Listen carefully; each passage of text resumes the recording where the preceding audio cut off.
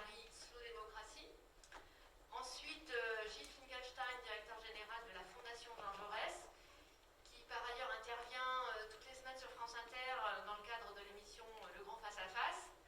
Et avec nous, par écran interposé, Thierry Pêche, directeur général de Terra Nova, et qui a été coprésident, ou toujours d'ailleurs, je ne sais pas s'il était ou est coprésident du comité de gouvernance de la Convention citoyenne sur le climat.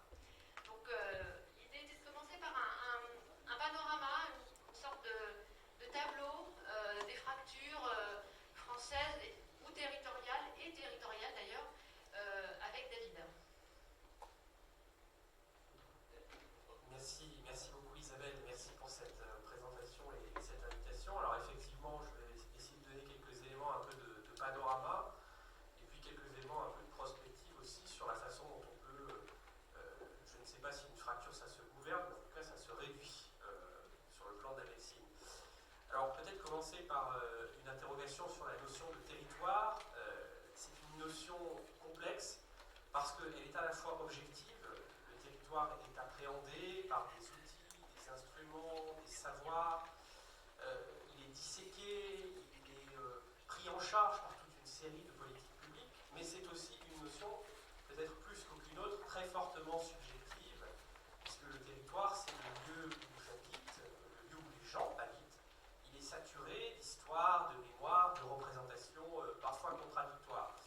Et donc, de ce point de vue, il est investi d'une charge symbolique forte, et j'ai presque envie de dire, a fortiori dans notre pays, la France, et cette spécificité française dans la relation avec les territoires tient à mon avis à deux choses. D'abord, le caractère indivisible de notre République, hein, c'est ce qui est écrit dans la Constitution, la République est une et indivisible, et au fond c'est lié notre attachement très fort à l'égalité, ce qui a pu d'ailleurs donner lieu à un certain nombre d'expressions comme l'égalité des territoires. On ne sait pas toujours très bien ce que ça veut dire. Un géographe de mes amis disait c'est quand même très difficile de postuler qu'il y ait une égalité entre des montagnes, des plaines. Par principe, le territoire, c'est ce qui, sur le plan géophysique, n'est pas égal. Mais c'est une notion qu'on chérit parce qu'on est très attaché à cette idée d'égalité. Et donc c'est probablement pour cette raison qu'en France, on ne laissera jamais tomber un territoire qui, par exemple, subirait un choc économique négatif, comme ça peut être le cas dans un certain nombre de pays qui ne disposent pas de mécanismes de cohésion interterritoriale, pour reprendre l'expression de Laurent Navzy. Il suffit de regarder les États-Unis, ce qui s'est passé dans certaines villes du Midwest après la crise de l'industrie automobile et de la sidérurgie dans les années 1980. La ville de Detroit, par exemple, a connu une chute de population de l'ordre de 25% entre 2000 et 2010, et en 2013, la ville s'est déclarée en faillite, sans qu'un mécanisme de réassurance de type fédéral ne puisse intervenir. Donc ça, c'est une situation qui est impensable dans notre pays. Donc l'enjeu, je crois, pour commencer cette réflexion collective, c'est de dresser le diagnostic le plus exact possible de ces fractures territoriales éventuelles, pour ensuite construire des politiques publiques qui permettent de les réduire. Et je crois que l'avantage de dresser un diagnostic précis, c'est aussi de déminer un certain nombre de représentations. Je disais tout à l'heure que le territoire avait une très forte dimension affective et symbolique. Et donc il est investi par des discours qui tiennent parfois davantage de la mythologie que de la description objective d'une réalité. Et les deux grands discours un peu polarisants qu'on connaît en France sur les territoires, c'est d'un côté le discours sur la métropolisation conquérante, qui a plutôt tenu le haut du pavé dans les années 2000, et puis l'autre discours, mais qui en fait en un sens en est le symétrique inversé, c'est le discours sur justement la souffrance d'une France périurbaine, d'une France de territoire abandonné. Et il me semble que ce que je vais m'efforcer de faire là, c'est justement de poser un discours qui permette peut-être un peu de déconstruire ces deux polarités. Alors, premier élément de diagnostic très fort, la métropolisation, puisqu'on en parle beaucoup, c'est un phénomène indéniable. Depuis la fin des années 1970 et 1980, en Europe et plus largement dans les sociétés industrielles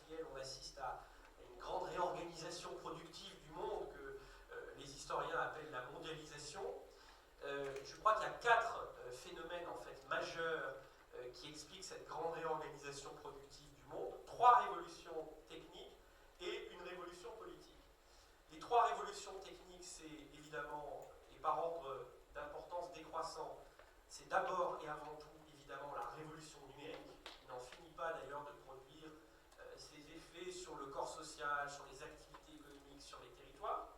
C'est aussi, et c'est moins visible à l'œil nu, la conteneurisation, c'est-à-dire la révolution du transport, du fret maritime, et puis c'est l'innovation financière, c'est-à-dire que depuis les années 1980, on a la multiplication d'un certain nombre de techniques financières, les produits dérivés, on ne va pas rentrer dans les détails ici, mais qui permettent vraiment de gérer très différemment les relations entre fournisseurs, sous-traitants, la circulation économique, financière entre les nations.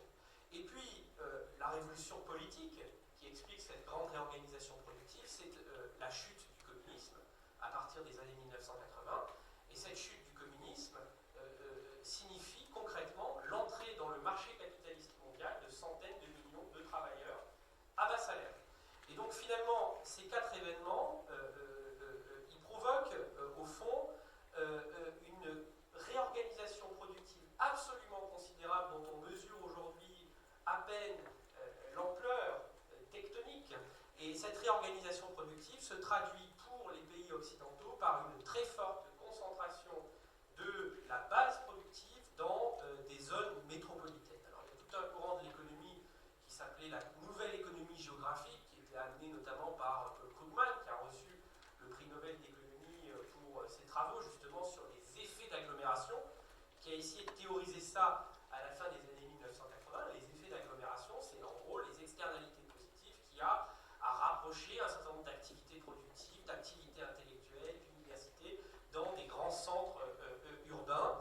Et ça, c'est justement permis et accéléré par cette réorganisation productive du monde qui prend la forme, sur le plan microéconomique, des chaînes de valeur globales. Hein. Tout le monde connaît à peu près l'entreprise Apple, puisque vous avez tous ou toutes dans la salle soit des iPhones, soit des iPads, soit des Macs. Donc, je suis sûr que qui a un produit Apple parmi vous dans la salle voilà, levez la main, soyez honnête, Voilà, donc c'est à peu près plutôt moins que ce que j'imaginais, mais c'est au moins 80% d'entre vous. Et la production Apple, si vous voulez, c'est une concentration des activités de conception, de recherche-développement à Cupertino dans la Silicon Valley. La giga-usine de Foxconn, la giga-usine Foxconn d'assemblage des iPhones se trouve en Chine. Et toutes les composantes sont produites par une série de sous-traitants industriels au Japon, en Corée du Sud, y compris en France d'ailleurs, parce que la caméra de reconnaissance faciale est produite par ST Microelectronics. Et donc on voit que dans les sociétés industrielles, on a une très forte concentration de l'emploi et autour d'activités de conception, de R&D, de services aux entreprises, de finances, de conseils juridiques, mais aussi d'activités de services comme la publicité, la communication, le marketing, etc.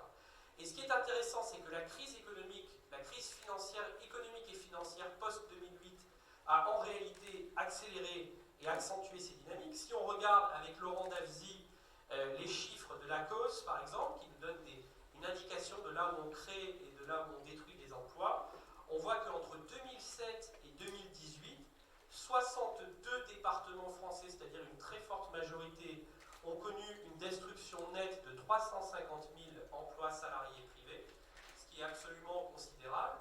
Mais dans le même temps, donc sur le même pas de temps, 30 départements ont créé 620 000 emplois salariés privés, et sur ces 30 départements, 12 en ont créé 520 000.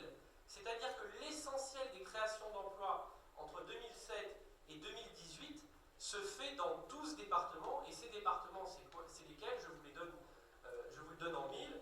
C'est tous les départements d'Île-de-France, la Haute-Garonne à cause de Toulouse, le Rhône à cause de Lyon, la Loire-Atlantique à cause de Nantes, la Gironde à cause de Bordeaux, les Bouches-du-Rhône à cause de Marseille, l'Ille-et-Vilaine pour Rennes et l'Hérault pour Montpellier. Et si on regarde ces créations d'emplois par secteur, on voit qu'entre 2007 et 2018, il y a une relative atonie dans quasiment tous les secteurs de l'économie, mais un véritable boom de l'ordre de 16% dans 3 secteurs, le numérique, l'ingénierie et les études techniques et les services aux entreprises. Donc on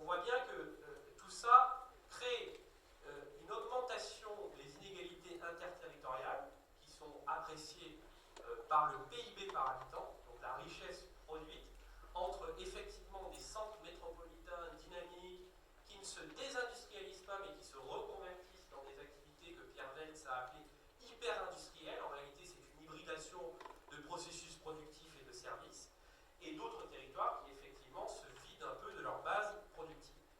Il faut toutefois nuancer ce constat en disant que, et ça c'est une thèse qui est chère effectivement à Laurent Dalzy et Magali Talandier, les mécanismes de formation du revenu ne sont pas les mêmes que les mécanismes de production de la richesse. Après tout, le PIB, ça n'est qu'un agrégat statistique qui mesure un flux de production, et ça ne nous dit pas grand-chose du bien-être des gens. Donc je voudrais maintenant qu'on considère un peu les inégalités territoriales du point de vue du bien-être. Et là, on voit que les constats sont un petit peu plus nuancés.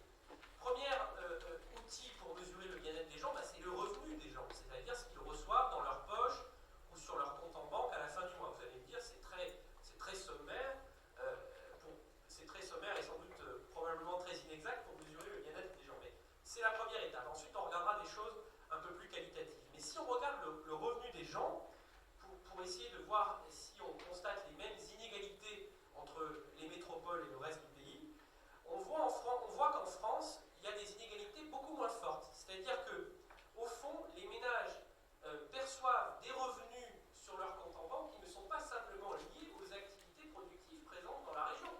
Tout simplement parce qu'il y a aussi, comme activité concourant à la formation des revenus, ce qu'on appelle la base publique, c'est-à-dire les administrations, les fonctionnaires. Il y a aussi tout ce qui a trait aux pensions de retraite, quand vous avez travaillé et cotisé pendant votre vie active. Ensuite, vous touchez une pension de retraite, et cette pension de retraite, elle vous est versée où que vous soyez, si j'ose dire, sur le territoire français. Il y a aussi l'argent que dépensent les touristes ou les visiteurs dans l'économie locale. Donc il y a un certain nombre de bases qui ne sont pas en propre des bases productives qui contribuent à la formation des revenus.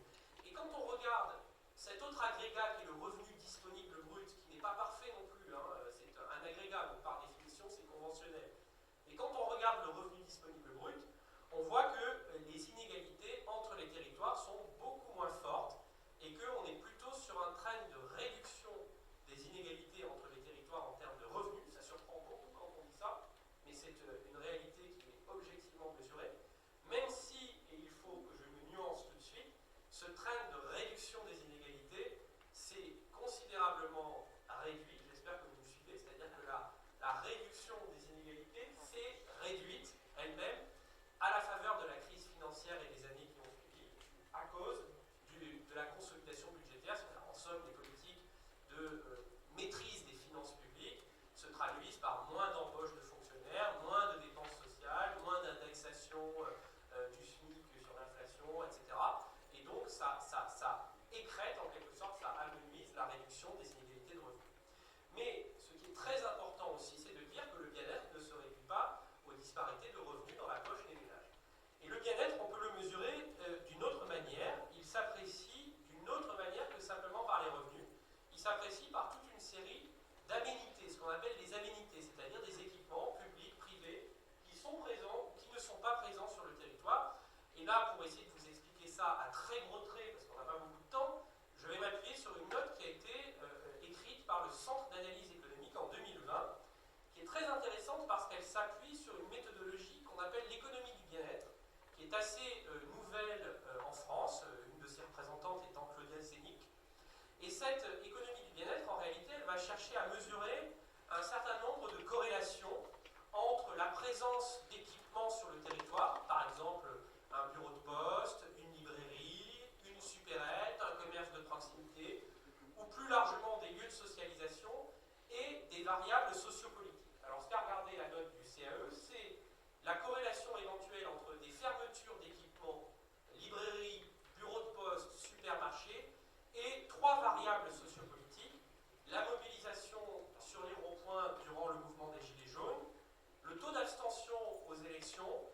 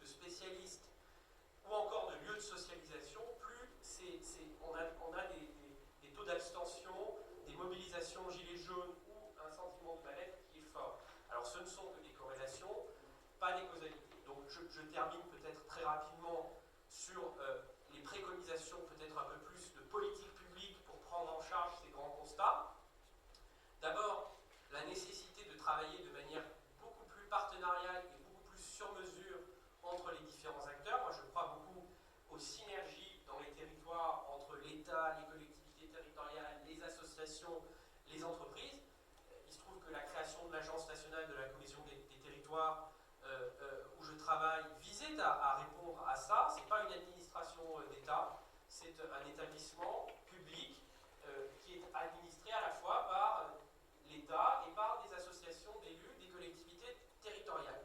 Donc il y a cette façon de travailler de manière beaucoup plus partenariale qui est importante dans un pays où la défiance entre élus des collectivités et services de l'État ou entre les différents acteurs est réputée plus forte qu'ailleurs.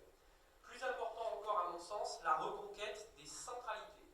Ça dérive directement de ce que je vous disais tout à l'heure sur la corrélation entre les équipements et le bien-être ou l'engagement politique.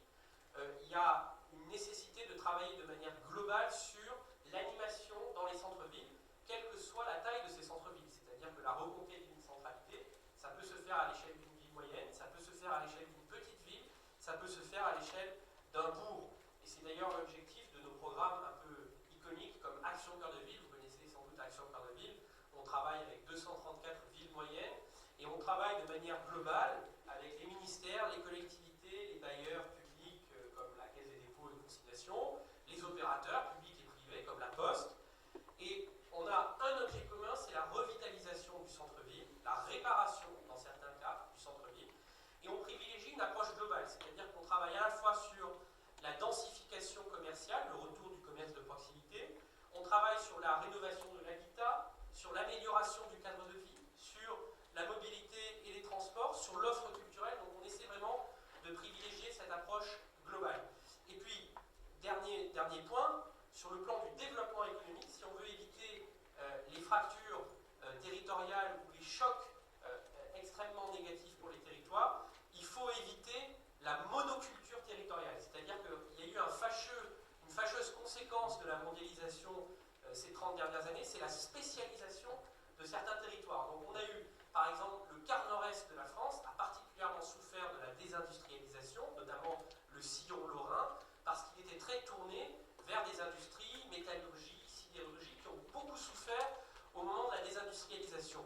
Ce dont on est en train de se rendre compte avec la crise Covid, c'est qu'il est probable que la région PACA et le midi de la France souffrent beaucoup de la crise Covid parce que c'est une crise qui va toucher ce qu'on appelle l'économie présentielle, c'est-à-dire le tourisme, la restauration, l'hôtellerie. Et comme il y avait une sorte de monoculture touristique dans le sud-est de la France, on pourrait avoir un impact, on est en train de le mesurer en ce moment, mais on pourrait avoir un impact de la crise Covid qui est beaucoup plus fort. Donc il faut éviter la monoculture et il faut raisonner en termes de panier. Je vous parlais tout à l'heure des différentes bases, la base productive, la base publique, la base présentielle, la base résidentielle. C'est très important quand on pense développement des territoires d'avoir en tête le fait qu'il faut varier en quelque sorte les vecteurs de développement d'un territoire. Et évidemment, la réindustrialisation est une nécessité sur laquelle il faut travailler, c'est un combat qu'il faut mener, mais on ne doit pas mettre tous les œufs dans le même panier, il faut vraiment s'assurer qu'on développe les territoires dans une logique de panier. Voilà pour peut-être ce premier état des lieux. Merci beaucoup sur ce panorama territorial, effectivement, avec les facteurs de développement, mais aussi le sentiment dans les territoires d'être plus ou moins loin de ce qui se passe, parce qu'effectivement, les gilets jaunes sont beaucoup reliés à la disparition de certains services publics ou d'animation dans certains centres-villes. Donc, des premières réponses ont été apportées avec ces programmes. Petite ville de demain, d'ailleurs, et la suite d'Action Cœur de Ville. Alors, je me tourne vers Gilles, parce que ces choses-là ont aussi été analysées à la Fondation Jean Jaurès, et en particulier dans le cadre de l'enquête des fractures françaises, dont une nouvelle édition vient de paraître. Donc peut-être quelques mots sur l'enquête, mais aussi sur cette question qu'il faut résoudre, comment donner confiance, comment réduire les fractures. Merci Isabelle, bonjour à Thierry et bonjour à vous. Je vais prolonger le propos de David en me plaçant non pas du point de vue des territoires et d'analyse territoriale, mais du point de vue plutôt des valeurs, des représentations, pour essayer au moins dans un premier temps sur l'analyse, peut-être le temps d'y revenir après sur les solutions ou sur les suggestions, de répondre à cette question: comment gouverner une société fracturée? On pourrait répondre en une phrase: c'est difficile. Mais vous avez sans doute, vous en voudrez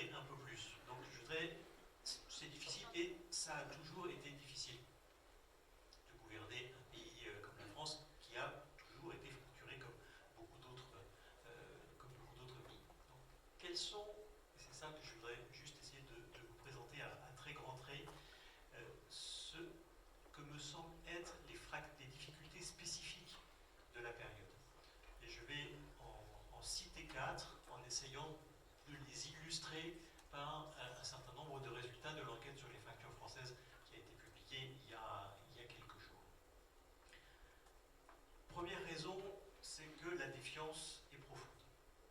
C'est un lieu commun que de le dire, ce n'est pas nouveau, ça fait des années, peut-être même des décennies, et elle ne l'est d'une certaine manière pas beaucoup plus aujourd'hui qu'hier. Mais il faut aller un peu au-delà de ce constat sur la défiance est profonde. Parce que la défiance n'est pas uniforme.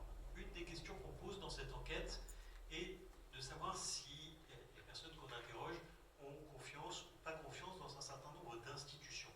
Institutions au sens très large. Ça va des entreprises, les banques, les entreprises les laboratoires pharmaceutiques, mais aussi la police, la justice, l'éducation nationale, l'armée, en passant par les institutions politiques.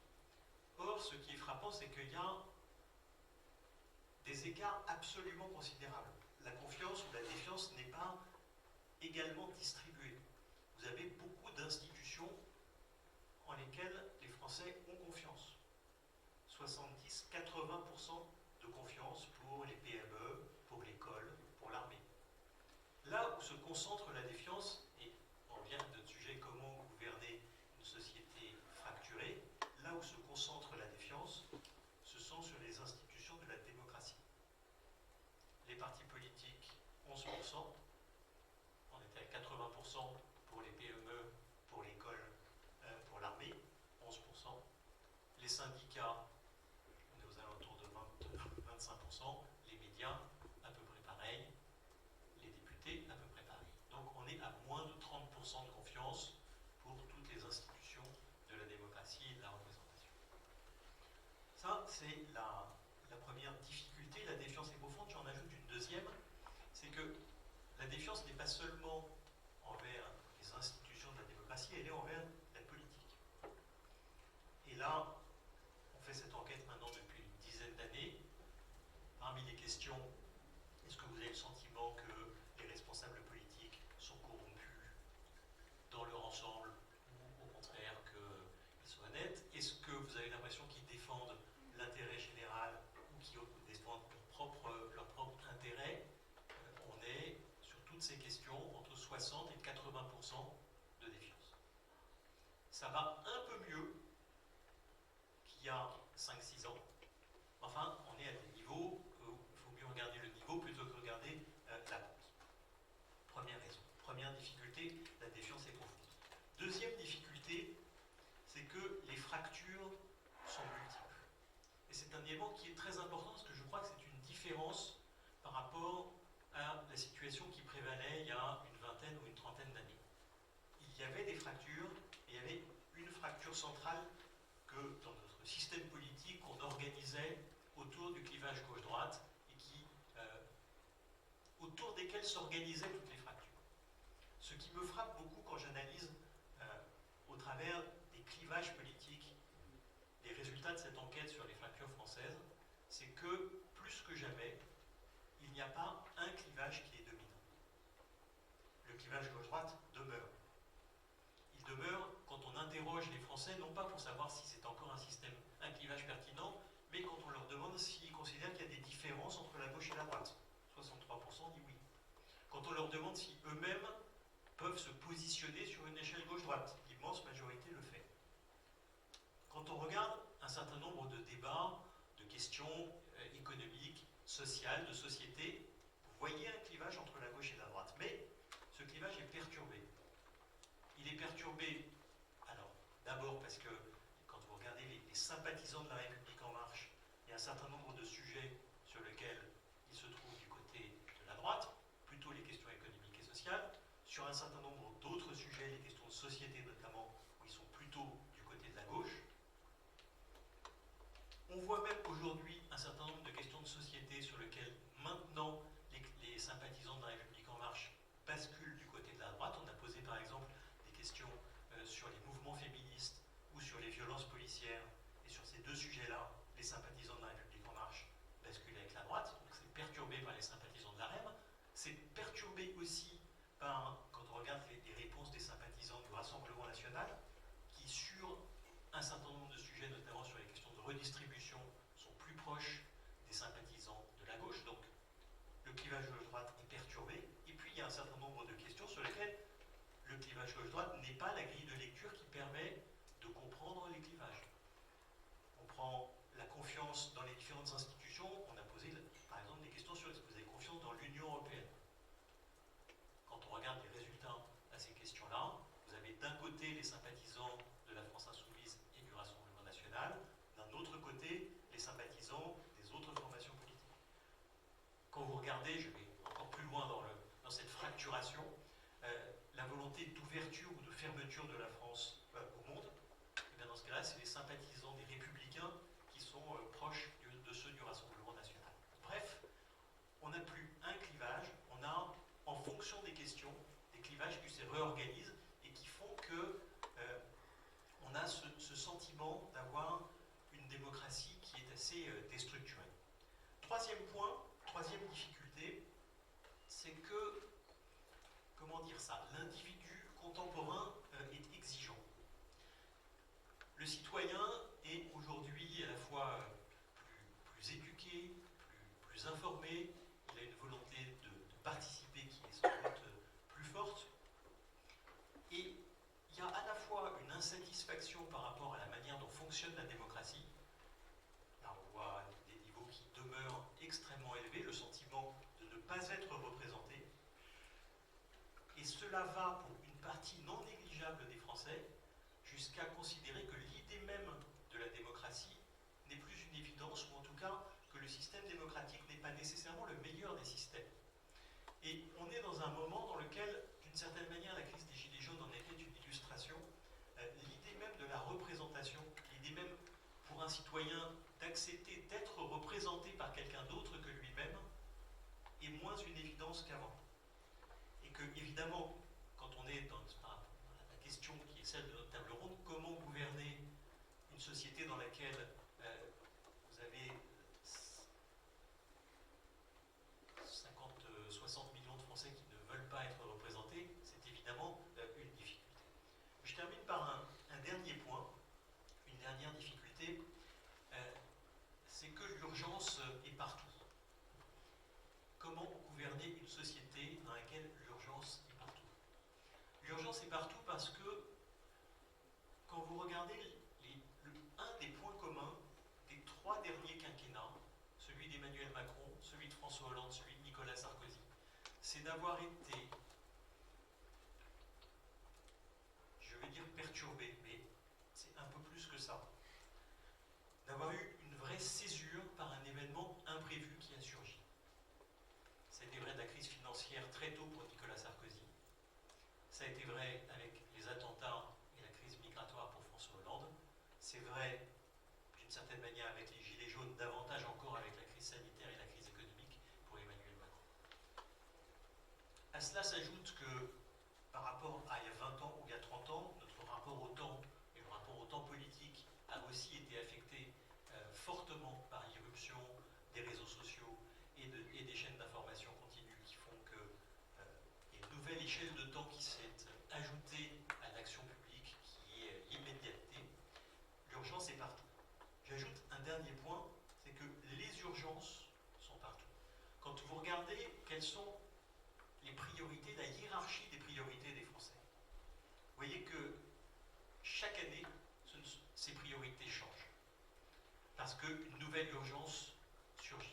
Et que lorsque vous posez même la question au même moment, ce que l'on a fait pour la première fois un peu par hasard, où on a posé parmi les sujets suivants, quelles sont vos principales priorités? Et on a posé la question avec les mêmes priorités que les années précédentes pour pouvoir comparer les évolutions. Ce qui apparaissait alors, c'est que vous aviez un carré de priorités, ce qui déjà en soi est compliqué, parce que vous n'avez pas une priorité qui s'impose, mais vous en aviez 4. Le niveau de la délinquance, qui arrivait en tête, progression de 18 points par rapport à l'année dernière, à peu près au même niveau, le pouvoir d'achat, le système social, la protection de l'environnement. Et lorsque vous posez la même question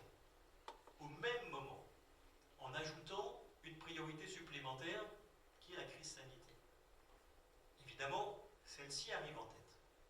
Mais ce qui est plus intéressant encore, c'est de regarder comment, lorsque vous ajoutez cette priorité-là, les autres se redistribuent. En d'autres termes, quelles sont, lorsque vous ajoutez la crise sanitaire, les priorités qui précédemment étaient évoquées, qui tiennent le coup parce que l'attachement y est très fort, et celles pour lesquelles l'attachement est un peu plus faible, il recule.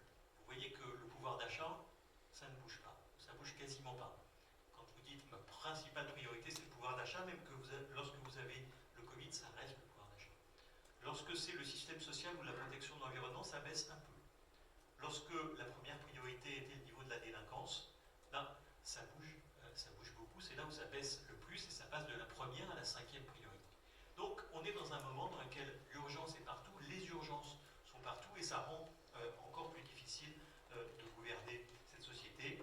Si l'on ajoute à ça, et je ne fais que le citer, que par ailleurs, quand on regarde les défis qui sont devant nous, les transitions, non seulement la transition environnementale, dont va parler Thierry, mais la transition numérique, la transition démographique avec le vieillissement de la population, qu'il faut penser, organiser en même temps et faire converger. Quand on regarde enfin le monde qui est, c'est le moins que l'on puisse dire, peu coopératif et beaucoup moins encore qu'il ne l'était il y a quelques années, on voit que la réponse à la question comment gouverner une société fracturée, je dis d'ailleurs c'est difficile, je crois même c'est très difficile, mais il y a quand même quelques idées pour la suite de la discussion. Merci beaucoup Gilles. On va continuer en effet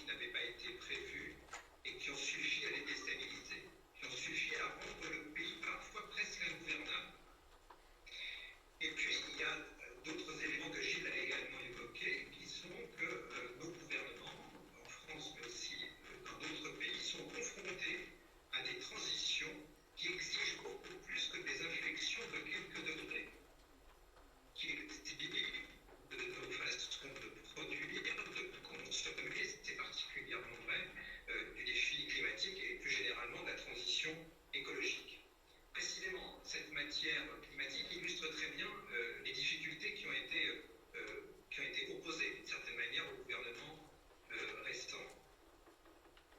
Vous m'entendez toujours là, ça va? En fait, c'est variable, mais je sais pas. Ouais, c'est pas possible. Bon, faites-moi signe s'il y a un problème. J'ai deux événements en tête qui vont parfaitement illustrer ce qui vient d'être dit sur les difficultés que rencontrent les gouvernements en matière climatique. En matière climatique, en France en tout cas, sur le principe, en général, on est presque tous d'accord. Vous trouverez peu de Français pour vous dire le climat est un faux problème, ils existent, mais ils sont peu nombreux.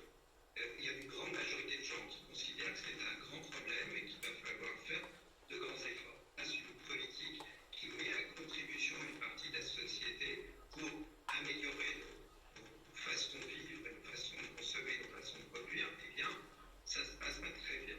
Je vais donner deux exemples que vous avez tous en mémoire.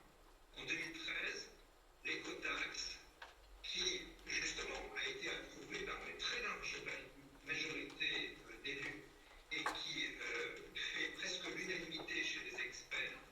Donc j'ai envie de dire le modèle que j'ai évoqué en introduction, cette doctrine d'action publique qui repose sur l'alliance des élus et la technocratie d'État, eh bien là pour le coup, cette alliance est parfaite. Et puis l'écotaxe se déploie dans les territoires et en Bretagne, vous vous en souvenez tous, qu'est-ce qui se passe à ce dispositif? Parce que la société localement s'y oppose, et s'y oppose pas en disant on est contre, s'y oppose en cassant, s'y oppose de façon extrêmement vigoureuse. Deuxième exemple, bien sûr, les gilets jaunes.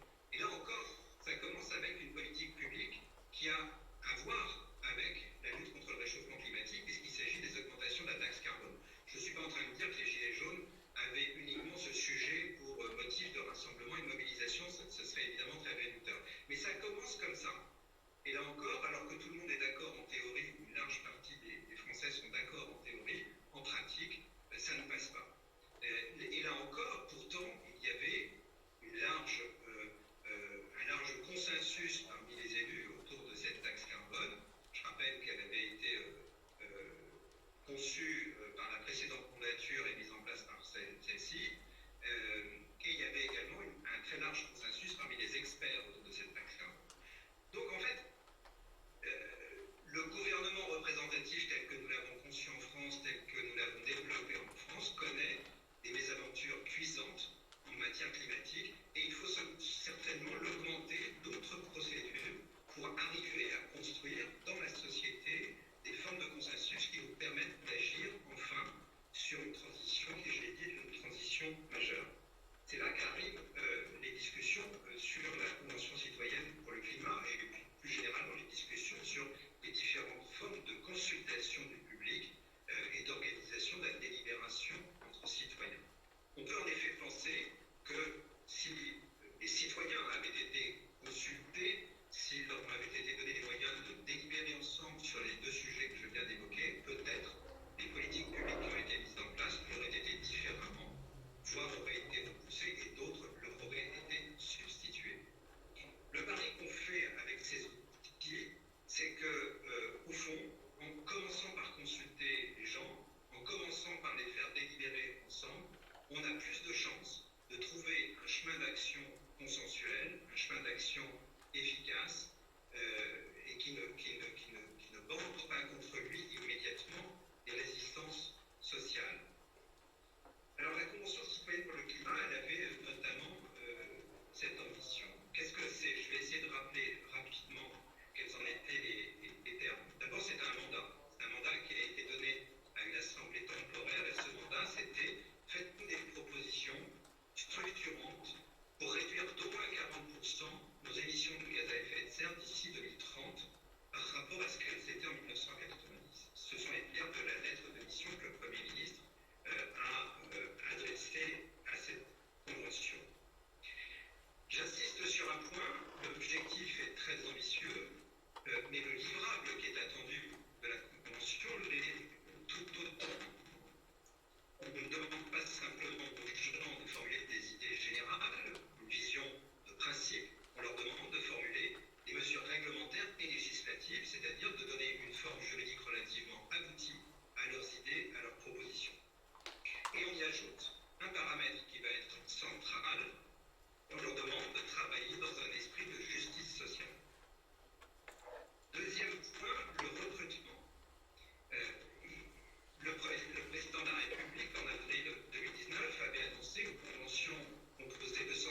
citoyens tirés au sort. Le Premier ministre, dans sa lettre de mission, a ajouté que ces citoyens tirés au sort devaient en plus être représentatifs de la diversité de la société française. Combiner le hasard et la représentativité n'est pas une affaire simple. Je crois qu'on a réalisé cette combinaison, mais je vais laisser ça de côté pour le moment. Je voudrais juste insister sur le tirage au sort. Pourquoi le tirage au sort? Pour être sûr de pouvoir tomber sur n'importe qui. C'est ça qui compte dans le tirage au sort. Troisième élément de programmation de cette convention, ce qui était demandé à ces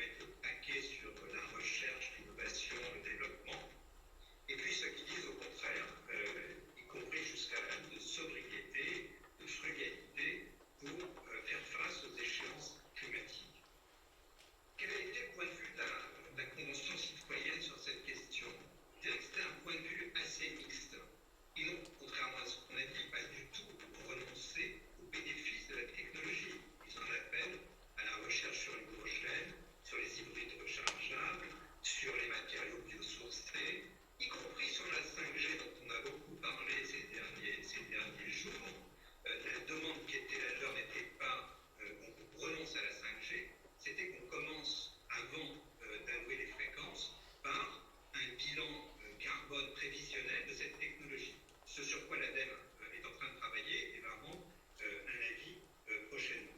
Donc là encore, je crois qu'ils ont échappé au cadre habituel de la discussion et je pense de façon plutôt positive. Voilà, je m'arrête là puisque je ne veux pas être trop long, mais bien sûr, on pourra développer tous les sujets que vous souhaitez. Merci de votre attention. Merci beaucoup Thierry. On a pu entendre relativement bien, il y a eu une connexion un peu sinusoïdale, je veux dire, elle est plus ou moins continue, mais on a quand même bien entendu ton propos, merci beaucoup. Donc là on a un exemple d'espace de délibération qui fait que lorsqu'on donne la possibilité aux citoyens ou aux usagers de discuter ensemble de la manière dont ils veulent aborder une question ou des solutions à apporter à un problème, les choses se passent un peu différemment. Donc c'est un exemple qui peut donner de la confiance dans le débat collectif. Gilles, quelles sont les réflexions que t'inspire cette expérience de la Convention par rapport à ces enjeux de démocratie et de confiance? Je vais répondre à la question et je rebondis vraiment par quelques notations cursives sur deux, trois autres points. D'abord, Thierry disait que une des caractéristiques de l'opinion en France est qu'elle est consciente des réalités de la nécessité de la transition environnementale. On l'a à nouveau confirmé dans l'enquête sur les fractures que j'ai évoquée tout à l'heure, et on a essayé de poser la question un peu différemment de ce qu'on avait fait l'année dernière. L'année dernière, on avait posé la question suivante: est-ce que face à l'urgence environnementale, je dis la question de mémoire, donc ça doit être exactement ça, mais c'est l'esprit, il faut qu'il y ait des mesures fortes qui soient rapidement prises, quitte à ce qu'il y ait des sacrifices financiers pour les ménages et pour les entreprises. On a reposé cette question cette année, mais on y a ajouté une autre question qui est non pas quitte à ce qu'il y ait des sacrifices financiers, parce que l'exemple que Thierry a donné de la Convention citoyenne de ce point de vue est très éclairant avec la question de l'écotaxe, mais quitte à ce que vous modifiez en profondeur votre mode de vie. Et on voit plus de 20 points d'écart entre la première et la deuxième question.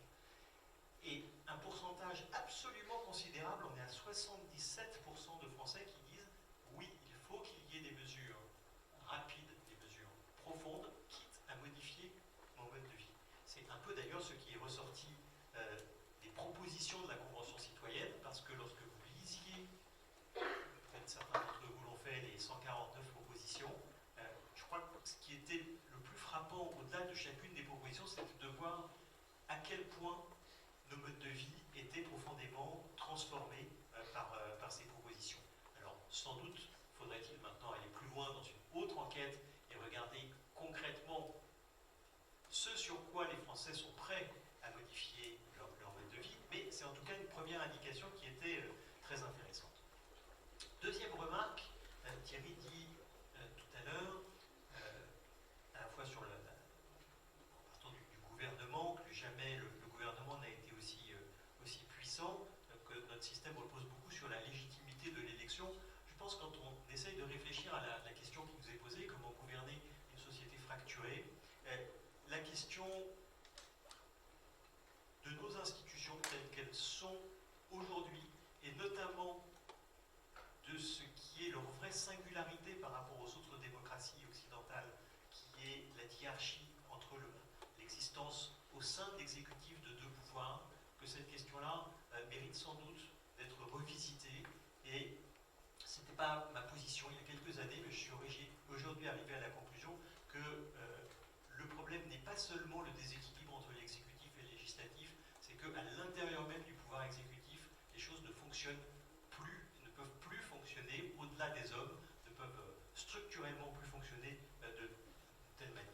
Enfin, dernière série de remarques sur la représentation, cette légitimité de l'élection dont parlait Thierry. Moi, je suis tout à fait favorable à ce qu'il y ait, à côté de la démocratie représentative, articulée à la démocratie représentative, des initiatives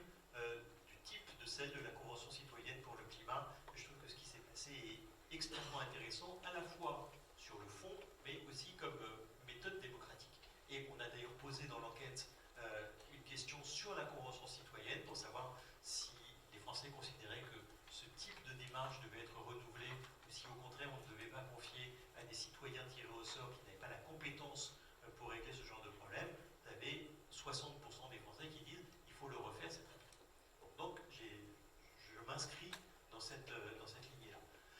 En même temps, et je sais que Thierry partage cette conviction, on ne peut pas gouverner un pays au jour le jour simplement avec une convention citoyenne, des conventions citoyennes, quand bien même en ferait-on plusieurs dans l'année ou avec de la démocratie participative. Donc il faut aussi réfléchir à la manière dont on organise, dont on repense la démocratie représentative avec ce citoyen différent que j'évoquais tout à l'heure.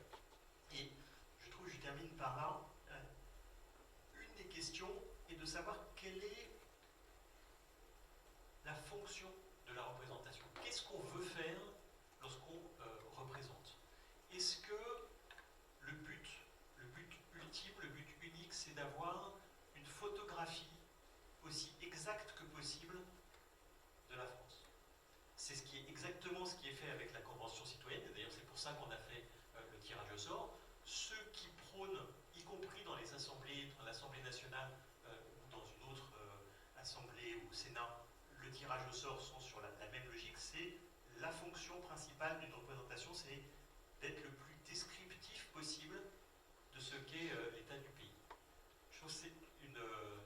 alors, ça part d'un constat qui est juste, c'est qu'il y a une déformation qui est très forte, qu'il y a des catégories entières de la population qui ne se reconnaissent pas dans leurs représentants et qui ont le sentiment de ne pas être représentés, mais savoir quelle doit être la place de cette démocratie descriptive par rapport au reste. Est-ce qu'on vote d'abord pour que ces idées soient représentées ou d'abord pour avoir quelqu'un qui ressemble à soi-même lorsqu'on est représenté? Je trouve que là, il y a un champ de réflexion qui est très important pour continuer à répondre à cette question. Ah, Thierry, tu veux réagir? Oui, rapidement sur quelques points pour aller un tout petit peu plus loin. Gilles a raison, je crois, de dire que ces expériences sont complémentaires de la démocratie représentative et pas antagonistes, contrairement à ce qu'on a pu entendre de la part de certains députés et sénateurs récemment. Moi, j'ai beaucoup œuvré pour qu'on n'antagonise pas ces pratiques, parce qu'au fond, elles ne sont pas du tout antagonistes. Et je voudrais dire pourquoi. D'abord, il y a quelque chose que le tirage au sort ne sait pas faire, ne peut pas faire, et que l'élection sait faire. Et donc on ne peut pas tout attendre du tirage au sort. Ce que le tirage au sort ne sait pas faire, c'est produire de la responsabilité. La redevabilité, c'est l'élection qui l'apporte. C'était très bien montré dans la dernière saison de Baron Noir, avec ce candidat, pour ceux qui l'ont vu, qui prenait le tirage au sort. On s'apercevait que, au fond, ça peut être très déresponsabilisant, le tirage au sort. Donc le tirage au sort a des vertus, mais il ne les a pas toutes. Et on ne peut pas tout attendre de lui. Donc les choses doivent être complémentaires et pas antagonistes. Maintenant, il y a deux choses dans la représentation. En fait, qu'est-ce qu'on attend d'un représentant? On attend qu'il ressemble à la société, soit à ses idées, soit à ce qu'elle est elle-même. Si c'est ses idées, c'est le mandat électif d'une certaine façon. Si c'est ce qu'elle est elle-même, eh bien c'est davantage la représentativité descriptive dont a parlé Gilles. Mais on attend aussi une fonction normative. Tous les représentants ont une fonction normative. Ils doivent produire des normes. Et ils ont la légitimité pour ça. Et je dirais que les citoyens des conventions citoyennes, et il n'y en a pas qu'en France, je vais y revenir un instant, mais les citoyens des conventions citoyennes ont aussi une fonction normative, mais qui n'est pas celle des députés. La fonction normative qui leur est confiée, c'est de dire ce qui, selon eux, pourrait demain former un consensus social sur une question qui est une question qui divise, qui est une question difficile. Ensuite,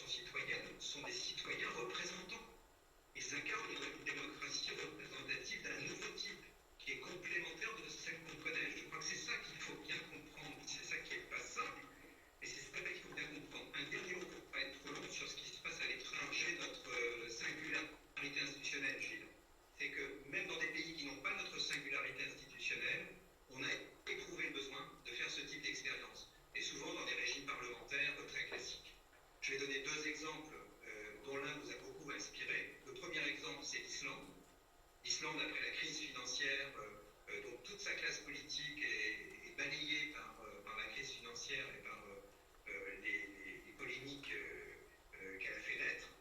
On mobilise une convention de citoyens qui est une convention constituante pour poser les bases d'une nouvelle constitution. Le deuxième exemple, c'est l'Irlande. Il y a 2 assemblées citoyennes successives. La première est hybride, la deuxième est faite uniquement de citoyens. Et là encore, c'est la crise financière qui a créé un bouleversement politique qui a rendu nécessaire ce type d'expérience. Et puis, il y a des choses qui sont nées dans le sillage de la Convention citoyenne pour le climat. La Convention citoyenne pour le climat a été imitée en Écosse, au Royaume-Uni avec la Convention de Birmingham, en Espagne, et il y a aujourd'hui, au moment où nous parlons, des discussions en Allemagne et dans d'autres pays. Donc il y a quelque chose, il y a un problème qui est beaucoup plus large que le problème hexagonal, qui est un essoufflement des modèles représentatifs tels qu'on les a conçus. Pardon, j'ai été un petit peu long, mais je crois que c'est important de le dire. Merci beaucoup Thierry. David, quelle réflexion autour de cette expérience de la Convention citoyenne? Alors, moi j'enlève ma casquette d'acteur public, hein, je l'avais revêtue volontiers pour faire un peu le panorama des fractures territoriales, et je mets ma casquette d'intellectuel pour essayer peut-être d'être un peu poil à gratter et un peu à rebrousse-poil par rapport à cette question des fractures. Qu'est-ce qu'on veut dire quand on parle de fracture? Est-ce que quand on parle de fracture, on veut désigner une montée des inégalités? Et si oui, de quelle nature? J'ai déjà montré tout à l'heure, je crois, que la question des inégalités territoriales était beaucoup plus compliquée qu'on ne voulait bien le croire. Bien sûr qu'il y a des inégalités territoriales, mais il y a des effets d'échelle, hein. Il y a des inégalités à l'intérieur d'une ville entre 2 quartiers. En revanche, quand on prend le revenu médian entre 2 grandes régions, il n'y a pas vraiment d'inégalité en France, à l'exception de l'Île-de-France, qui se singularise pour les raisons que vous savez. Si on prend les inégalités de revenus, on voit qu'il y a une très faible montée des inégalités de revenus en France, et c'est assez marquant parce que ça singularise la France par rapport à des pays comme les États-Unis ou le Royaume-Uni, qui n'ont pas du tout le même appareil fiscalo-redistributif que nous, et où les inégalités se sont très fortement creusées. Alors oui, en France, il y a effectivement une échappée de ce qu'on pourrait appeler les ultra-riches, c'est-à-dire top 1% ou top 0,1%. Et dans ce cas-là, peut-on parler de fracture? La fracture, c'est vraiment l'idée d'un rift. Hein. C'est vraiment, je ne sais pas si vous êtes lecteur d'Astérix, mais vous avez lu peut-être la bande dessinée qui s'appelle Le Grand Fossé. Quand on dit qu'il y a une fracture, c'est vraiment l'idée qu'il y a une sorte de rift qui sépare 2 entités d'une taille à peu près équivalente. Or, quand on parle des 0,1%, on ne parle pas d'une entité équivalente, même si c'est des phénomènes extrêmement importants. Donc il me semble que ce que l'on cherche à capturer quand on parle de fracture, ça n'est pas tellement un problème de montée des inégalités socio-économiques, même si elles sont là et qu'il faut les caractériser de la manière la plus précise, c'est plutôt l'idée, premièrement, d'une instabilité croissante. Et cette instabilité croissante, elle est liée à la fois à une crise de l'action publique. Il faudrait des heures pour détailler ce que signifie cette crise de l'action publique, mais je pense que c'est la multiplication des autorités redevables, avec la construction européenne, la décentralisation, la multiplication des accords internationaux, la multiplication des autorités administratives indépendantes, la gensification, etc. Donc le sentiment comme ça d'une dispersion de l'action publique, à quoi il faut ajouter évidemment la prise de pouvoir de pans entiers qui autrefois étaient exercés par l'action publique par d'autres acteurs, les grandes entreprises, la finance, etc., etc. Donc, sentiment d'une crise de l'action publique auquel s'ajoute effectivement une crise que je pourrais qualifier de crise du consentement. C'est-à-dire qu'au fond, il y a un certain nombre d'indicateurs électoraux, pour compléter un peu le tableau que dressait Gilles, qui sont communs à tous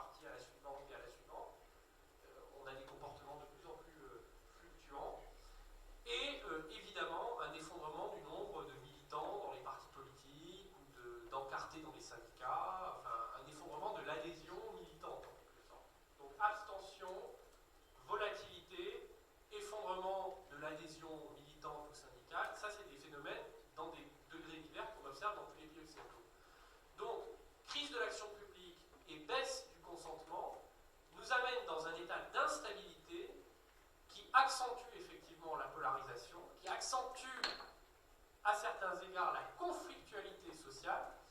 Et je dirais qu'au fond, le grand paradoxe qui singularise la France par rapport à d'autres pays qui connaissent la même lame de fond, c'est que nous sommes en voie d'homogénéisation socio-économique et même anthropologique, avec la disparition des grandes matrices culturelles qui silotaient un peu la société, hein, le christianisme d'un côté, le communisme ou l'anticléricalisme de l'autre. Hein. Jérôme Fourquet a dit des choses intéressantes là-dessus.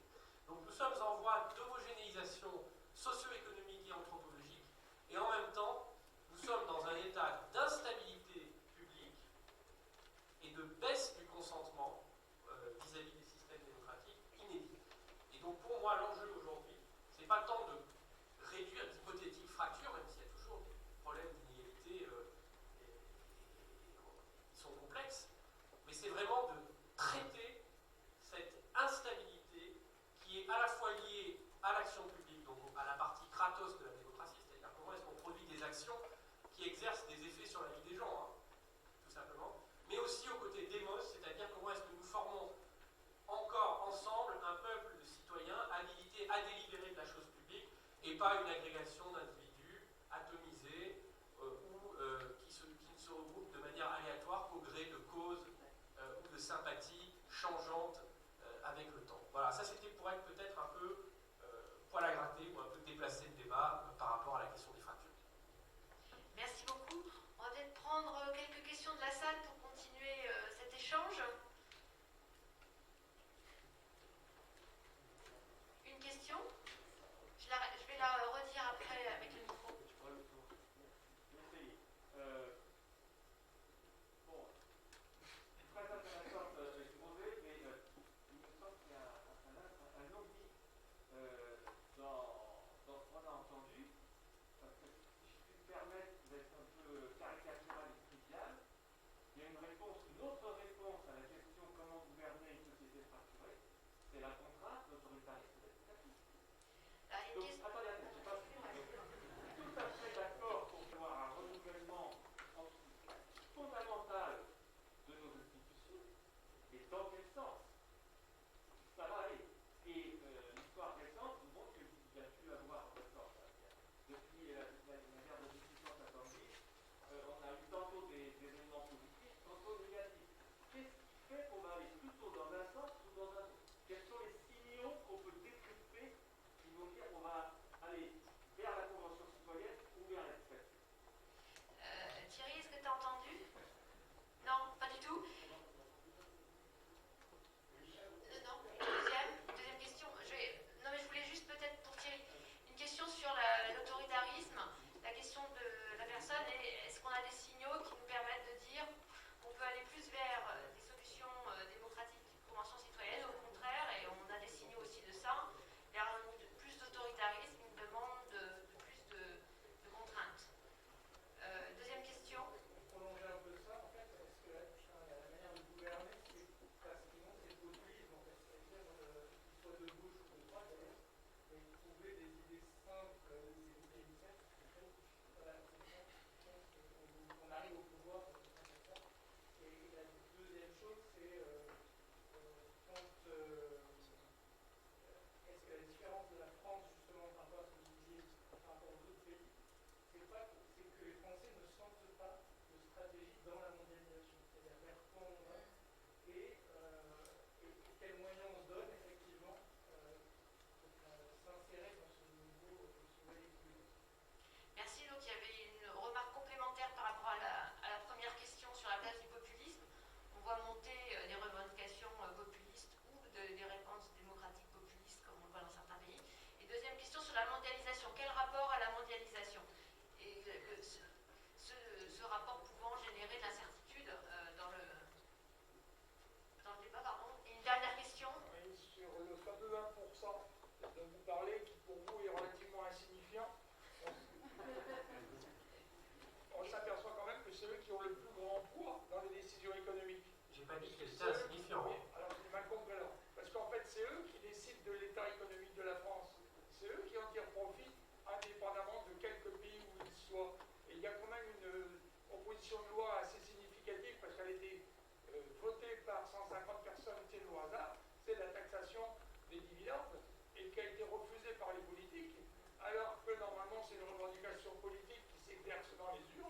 là, elle a passé le niveau de la représentation politique pour devenir majoritaire dans une institution de gens tirés au hasard, mais de façon homogène, et le politique s'assoit dessus.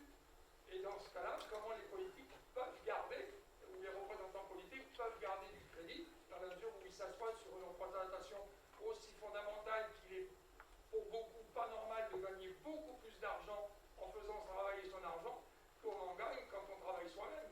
Quand on regarde l'évolution des dividendes et du profit qu'on en tire par rapport à l'évolution du pouvoir d'achat, quand on se câble derrière à travailler, surtout dans des tâches ingrates, je m'excuse, mais c'est de plus en plus choquant. Ça n'a jamais été aussi grand depuis la fin de la dernière guerre. Ça s'augmente. C'est ça qui choque à mon avis énormément. Merci. Donc une troisième question sur le 1%, sur l'impact des inégalités et donc sur notamment la taxation sur le dividende, sur les dividendes. J'attaque.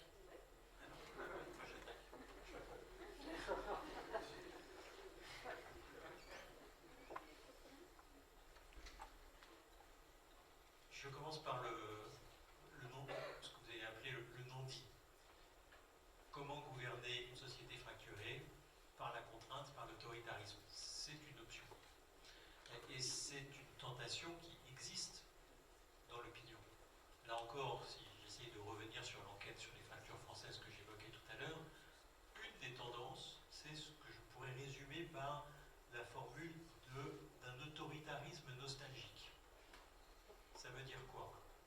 L'idée que l'autorité est une valeur qui est trop souvent critiquée aujourd'hui. 88% des Français. Qu'on a besoin d'un vrai chef pour remettre de l'ordre. On est après aux alentours de 75%.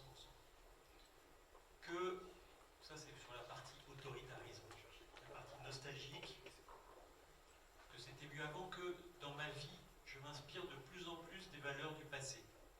75%. Donc, tout ça existe et, je l'évoquais tout à l'heure, cette idée que la démocratie va de soi, que c'est le meilleur des systèmes, qui n'est plus une évidence lorsque vous avez, cette année c'est 33%, c'était 36% l'année dernière, des Français qui répondent à un autre système pourrait être aussi bon que la démocratie. Et quand vous regardez dans le détail, vous voyez que les jeunes générations sont plus nombreuses encore à répondre qu'un autre système pourrait être meilleur. Et je ne l'ai pas refait cette année, je l'avais fait l'année dernière. Vous savez, qu'est-ce qu'ils ont en tête lorsqu'ils répondent à un autre système que la démocratie? Est-ce que c'est la Convention citoyenne? Est-ce que c'est, quand ils disent un autre système, c'est en réalité un système hyper démocratique? Est-ce que c'est des citoyens qui, plus que d'autres, sont saisis par l'urgence environnementale et disent il faut prendre des mesures, quitte, parce que c'est l'urgence environnementale, quitte à ce que la démocratie passe au second plan? Ou est-ce que ce sont, de manière plus classique, des tenants d'un autoritarisme proche de l'extrême droite? Et bien, lorsque vous regardez dans le détail les 33%, 36% l'année dernière qui répondent ça, c'est une tentation autoritaire classique. Bon, donc, ça existe, c'est une option. Il n'y a pas que ça dans l'opinion. Vous avez dans la même enquête, au même moment, ce que l'on pourrait appeler une espèce de progressisme renouvelé. Il y a à la fois la question de l'importance de la redistribution, celle que David a évoquée, non seulement celle des revenus, mais il y a la question des patrimoines, il y a la question des inégalités des chances, des inégalités de destin, qui sont, à mon avis, des questions qui sont au moins aussi importantes dans la situation de l'économie de la France que les inégalités de revenus. Donc il y a ça qui est de manière classique, mais on voit aussi émerger la préoccupation environnementale que j'évoquais tout à l'heure de manière très forte, une sensibilité à la question du féminisme qui est extrêmement élevée. C'est la première fois qu'on posait la question comme ça. Est-ce que vous pensez que nous vivons dans une société patriarcale dans laquelle le pouvoir est détenu par les hommes? Ça fait maintenant 30 ans que je suis des questions d'opinion, et donc généralement quand on pose une question, j'ai une idée au moins approximative et parfois assez précise de ce que va être la réponse. Là, quand on a posé la question, franchement, je n'avais aucune idée. Je pensais plutôt qu'il y aurait une majorité qui répondrait non. 60% des Français disent oui, on vit dans une société qui est dans une société patriarcale. Donc, il y a autour de la question du féminisme,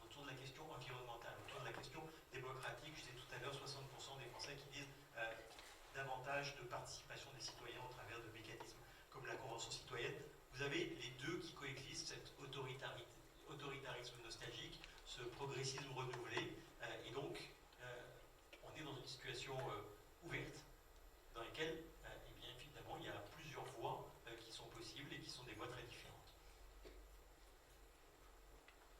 Je vais peut-être répondre du coup aux deux questions qui m'étaient directement adressées en commençant par dissiper un malentendu.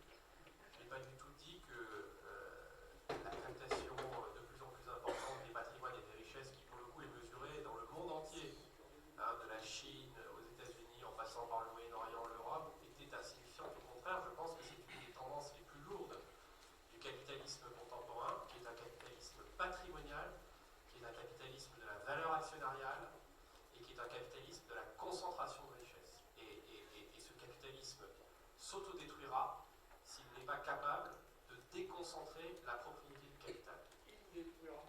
Quelle que soit d'ailleurs cette propriété, ce capital immobilier, capital financier, etc. Simplement, moi je m'interrogeais sur la notion de fracture.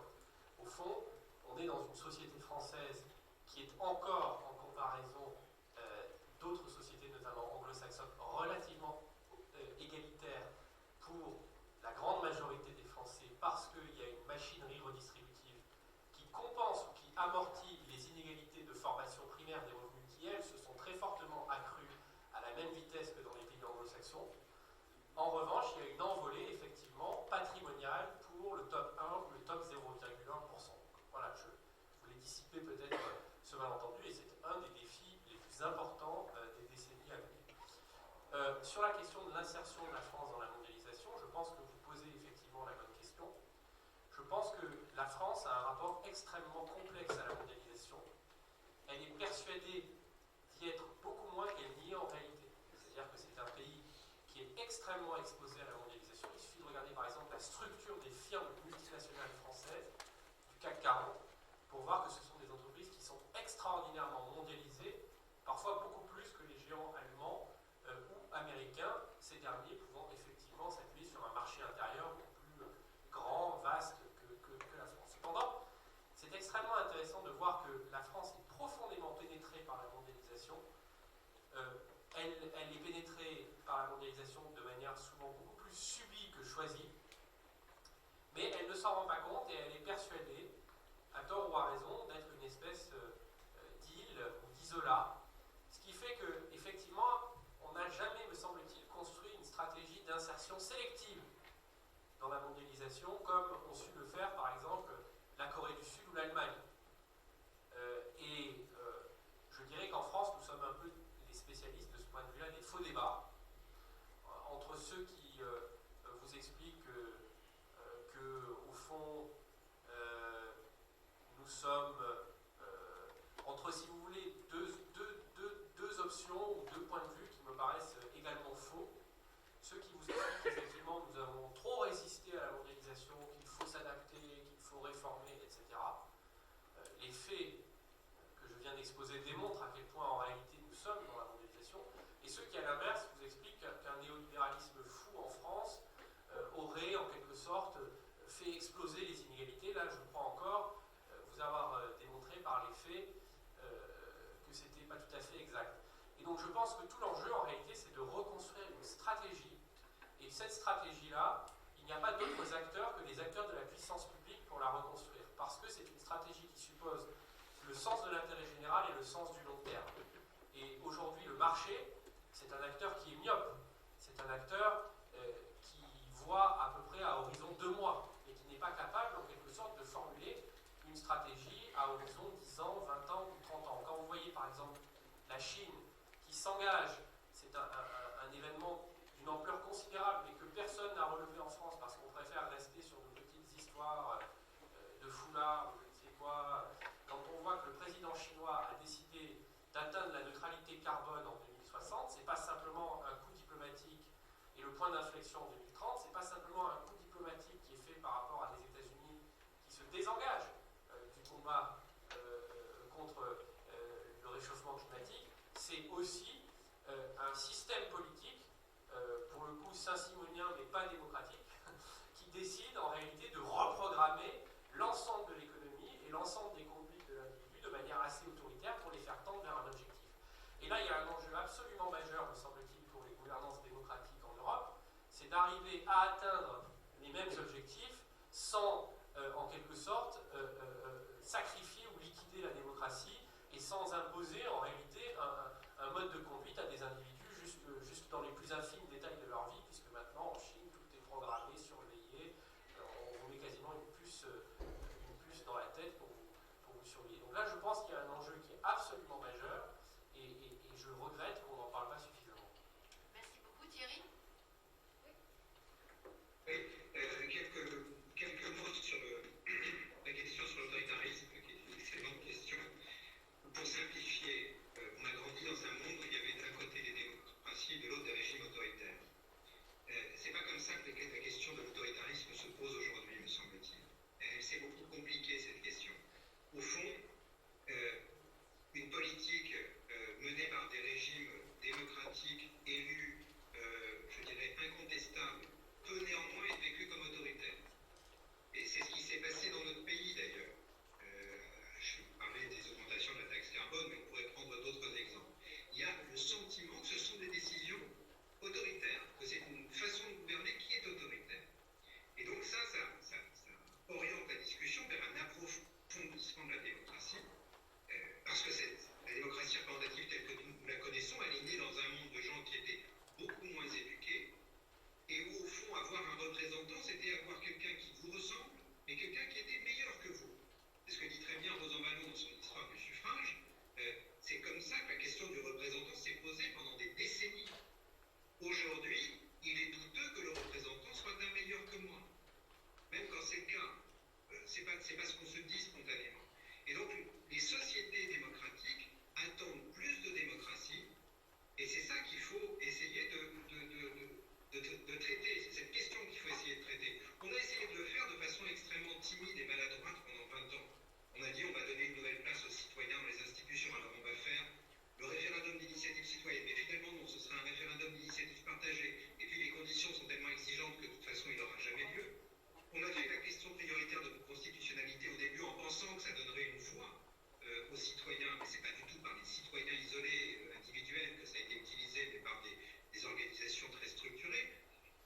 On n'y est jamais arrivé. Il y a même un article 72.1 de la Constitution sur le droit de pétition qui attend toujours sa loi d'application.